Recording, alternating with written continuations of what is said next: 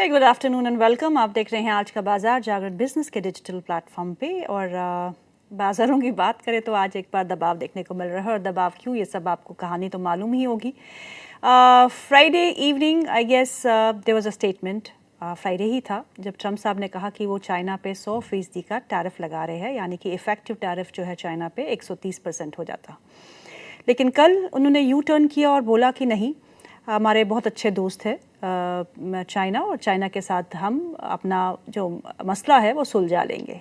और इस बीच जो है बाजार में उठापटक देखने को मिल रही। फ्राइडे को ज़ोरदार गिरावट के साथ यूएस मार्केट्स बंद हुए, लेकिन आज जब ये पॉजिटिव यू टर्न हुआ ट्रम्प की तरफ से, और हम अगर देखें तो अभी जो यूएस के फ्यूचर्स है वहाँ पे एक हरा निशान देखने को मिल रहा है। एक अच्छी रिकवरी है, 1 से ज़्यादा फीसदी की वहाँ पे बढ़त देखने को मिल रही है। लेकिन रब ऑफ इम्पैक्ट हमने सब एशियाई मार्केट्स में देखा। आज जापान के मार्केट तो बंद है, लेकिन चाइनीज़ हैंगसेंग मार्केट्स जो है उनमें गिरावट देखने को मिली, और वही गिरावट जो है हमारे बाज़ारों में भी आज खुलते ही देखने को मिल रही। हल्का सा गैप डाउन ओपनिंग, उसके बाद हम 25,200 के आंकड़े के नीचे भी फिसले।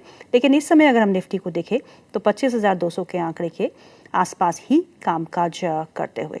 अगर आज निफ्टी के गेनर्स को देखा जाए तो वहाँ Adani ports, Bajaj auto, Indigo, Bajaj finance और श्रीराम फाइनेंस जैसी कंपनियां शामिल हैं। और गिरने वाले स्टॉक्स में फिर से एक बार आईटी, इन्फोसिस यहाँ टॉप लूजर है, 2% की गिरावट है। टाटा मोटर्स जहाँ रिकॉर्ड डेट जो है डीमर्जर का वो अक्टूबर 14 है, यानी कि कल।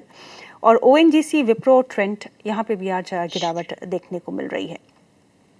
नतीजों का सीजन शुरू हो चुका है और एचसीएल टेक के नतीजे आ जाने वाले हैं, तो इस स्टॉक पे भी नज़र रहेगी। और साथ में ही मेटल्स पे थोड़ी बहुत मुनाफा वसूली देखने को मिल रही है, क्योंकि दबाव हर जगह से है, कुछ समझ नहीं आ रहा है कि करना क्या है। चलिए अपने गेस्ट से ही पूछ लेते हैं कि अब इस बाजार में क्या रणनीति होनी चाहिए। Mister Gaurang Shah, head investment strategist, Geojit financial services के हमारे साथ जुड़ चुके हैं। और हमारे दूसरे मेहमान mister Gaurav Sharma, associate VP and head research at globe capital. आप दोनों का बहुत बहुत स्वागत है कार्यक्रम में। Gaurang sir, thank you so much for taking out time and you looking nice in your ethnic wear. Gaurang sir, लेकिन ट्रम्प के बारे में आप क्या कहना चाहेंगे? Because I want to hear some good lines from you. पहले तो बहुत बहुत धन्यवाद शब्दावली का प्रयोग करने के लिए और प्रशंसा करने के लिए।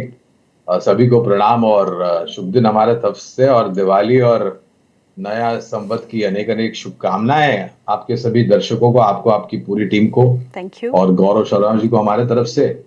तो आपका प्रश्न का उत्तर मैं कैसे दूं? शायद मेरे गले में ये जो बांधनी है उसके गले में डाल दूं और उसको लटका दूं, ऐसा मन करता है।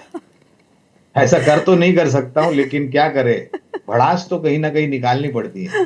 और मैंने पहले भी कहा था, ये बिंद पैंदी का लोटा है। बहुत शर्मनाक हरकतें करते हैं वो, ये देखते हुए भी, जानते हुए भी कि एक बहुत ही बढ़ती हुई या बड़ी हुई अर्थव्यवस्था के राष्ट्रपति है वो जी। और बेतुकी बातें किया करते हैं।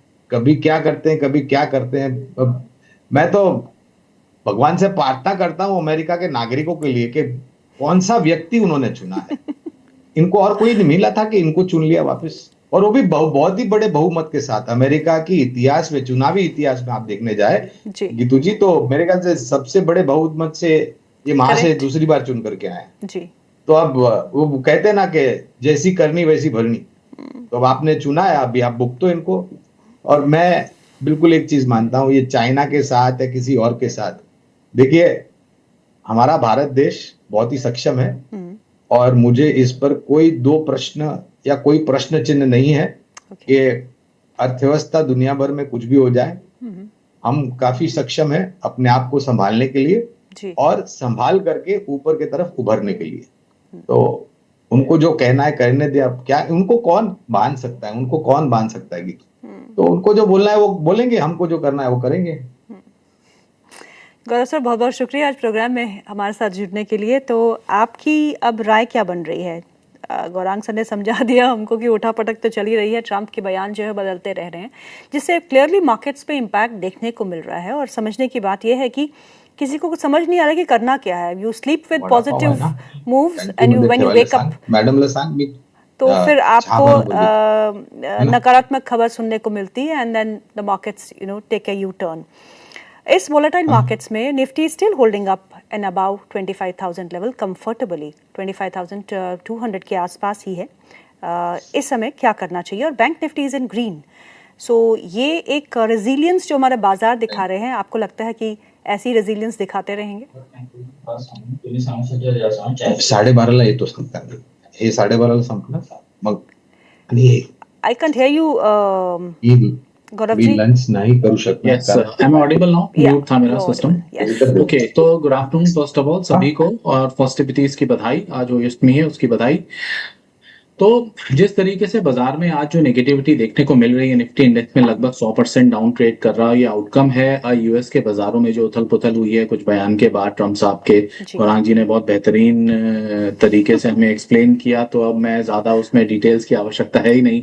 उन्होंने एक होलिस्टिक व्यू प्रोवाइड कर ही दिया है, तो किसी एड ऑन्स की आवश्यकता कतई नहीं है यहाँ पे। तो thank you for that Gaurang ji. And अब मैं भी कहीं ना कहीं सहमत हूँ इन चीजों से। ये उथल पुथल जो है वो उन्हीं की देन है, अदरवाइज अपना हिसाब किताब जो है इकोनॉमिक फ्रंट पे वो ठीक ठाक चल ही रहा है जी। आपने एक बहुत अच्छी चीज पॉइंट आउट की Geetu ji, that Bankex is still holding ground, और आज की नेगेटिविटी में बैंकेक्स एक फ्लैटेस्ट टू पॉजिटिव नोट पे अभी ट्रेड कर रहा है। वी आर एक्सपेक्टिंग कि ये जो लेटर हाफ अब जो चल रहा है, 2 तिमाही जो रहेंगे, अब आने वाला समय जो होगा वो बैंकिंग और फाइनेंस पैक के लिए पिछले फर्स्ट हाफ से बेहतर चलेगा। देयरफॉर कुछ अच्छे रिजल्ट्स आने की भी उम्मीद है यहाँ में बैंकिंग एंड फाइनेंस पैक से, और वही होल्ड करके भी चल रहे हैं। अभी ऑफलेट हमने देखा भी that private banks and public sector bank in tandem positive trajectory में मूव स्टार्ट हुआ है। एनबीएफसीज का परफॉर्मेंस रीजनेबली बेटर चल ही रहा है ऑलरेडी, तो आई थिंक वो चीज कंटिन्यू करेगी। अब नेगेटिविटी की बात करें तो 100 पॉइंट कोई बहुत ज्यादा नेगेटिव नहीं है, 0.4% ही है, केवल आंकड़ा बस 3 फिगर का नजर आता है, उस वजह से लगता है कि बहुत ज्यादा गिरावट आ गई है, बट ऐसा सच कुछ बहुत बड़ा इम्पैक्ट देखने को नहीं मिला है। अगर हम ओवरऑल जो इम्पैक्ट की बात करें जो आईटी सेक्टर में है, वो भी 1.25% के करीब का है। अब आज एचसीएल के नतीजे हैं, टीसीएस के नतीजे ठीक ठाक ही थे, और उसी लाइन में 1-2% की ग्रोथ की उम्मीद हम एचसीएल से भी कर रहे हैं। एक फ्लैटेस्ट टाइप के नतीजे रहेंगे, तो आई थिंक वहां भी कोई बहुत मेजर उथल पुथल नहीं आएगी। तो गोइंग फॉरवर्ड जो मैं चीज समझ पा रहा हूँ वो ये है कि बेटर है कि हम अपना अप्रोच को बहुत ही स्टॉक और सेक्टर स्पेसिफिक रखें। बीता नियर टर्म जो था वो मेटल शेयरों के लिए काफी अच्छा रहा, पिछले हफ्ते में काफी अच्छी परफॉर्मेंस रही। तो ऐसे नोक एंड कॉर्नर्स हमें आइडेंटिफाई करते रहने होंगे जहां पे बाइंग इंटरेस्ट आ रहा है। अगर हमें ट्रेडिंग के लिए स्पेसिफिकली कंसंट्रेट कर रहे हैं तो हमें every now and then identify करना होगा। Sometime there is PSU pack, sometimes a holistic banking and finance pack, sometimes it is metal stealing the show, and sometimes it is IT as well. पिछले हफ्ते even IT ने भी काफी Impress किया है। तो यही एक अप्रोच हमें रखनी होगी, और ये शुरुआत से ही एक आइडिया था कि ये साल overall broader markets Nifty index के लिए उतना उत्साहजनक नहीं रहेगा जितने बीते कुछ साल रहे हैं। लेकिन हम उम्मीद कर रहे हैं कि आने वाला साल यानी कि साल 2026 करंट ईयर से बेहतर चलेगा। जी, उम्मीद तो हमको भी रखनी चाहिए कि जो संवत 2082 है वो हम सबके लिए बेहतर रहे, क्योंकि 2081 में तो काफ़ी टर्बुलेंस हमने देखी है। चलिए कुछ रिजल्ट्स की बात कर लेते हैं। एवेन्यू सुपरमार्ट के नतीजे आए जिसमें उनका जो मुनाफा है वो 4% बढ़ा, और रेवेन्यू में जो 15.5% का इजाफा देखने को मिला। एबिटा इंक्रीज 11% ऑन ईयर, और मार्जिन्स थोड़े नैरो हुए हैं, और मार्जिन्स 7.3% आए हैं vis-a-vis 7.6% अर्लियर। हालांकि ये स्टॉक ने अंडर परफॉर्मेंस ही दिखाई है गौरांग, और इसके नतीजे जो है इन्हें आप कैसा देखते हैं, और इसका एक इम्पैक्ट इसके पेयर ग्रुप कंपनीज पे जिनके नतीजे आने वाले हैं उन पे कैसा देखते हैं? देखिए, पहले तो डिस्क्लोजर देना अनिवार्य होगा, और एक डिस्क्लोजर पहले से ही दे देता हूँ। वो ट्रम्प साहब की बात में मैं डिस्क्लोजर मेरा भूल गया।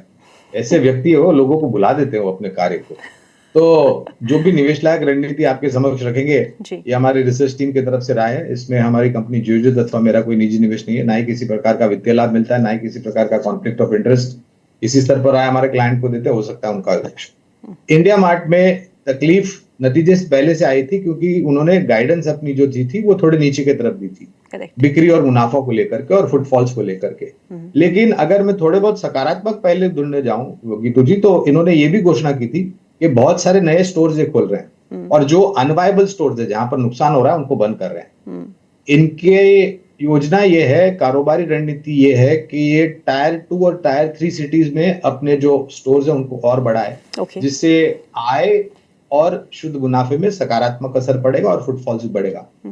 नतीजों में थोड़ा बहुत सुधार देखा। लंबी अवधि का निवेश है, तो as a disclosure avenue supermart में हमारी खरीदारी या बने रहने की राय है।